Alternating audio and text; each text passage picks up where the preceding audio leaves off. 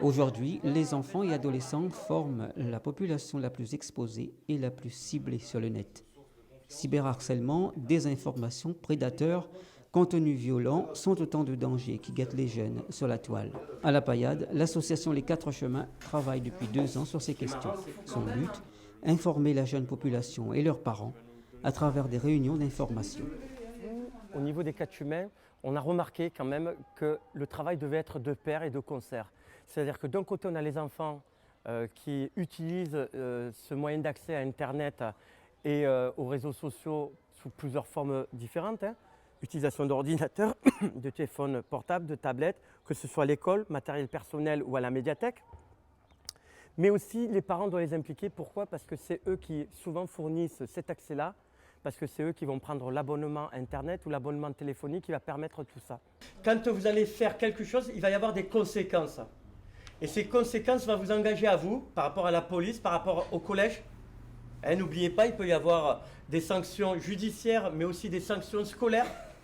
Alors si, pour les victimes, effectivement, on dépose plainte, ça enclenche une enquête de police, on va essayer de savoir ce qui s'est passé, etc.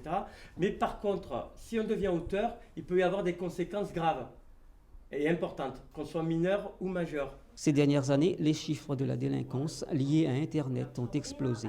Rien qu'en 2016, on compte 248 infractions concernant les crimes, délits et contraventions. On retrouve en tête de ces infractions les atteintes à la personne, le happy slapping, qui consiste à filmer une bagarre et à la diffuser, sans oublier par ailleurs les incitations à la haine raciale et les intrusions frauduleuses sur les comptes Facebook par exemple. Mais certains parents, face aux nouvelles technologies, sont parfois distancés. Sur l'ordinateur, je sais un petit peu, mais pas beaucoup. Et à chaque fois, je fais le code parental. Ils le désactivent, ils savent y faire.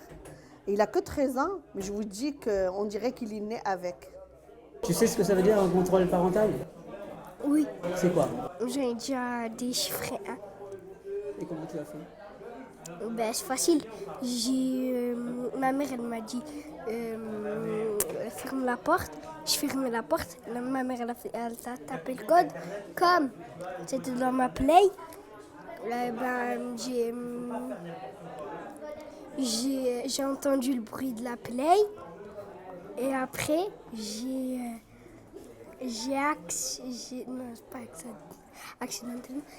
trouvé le code.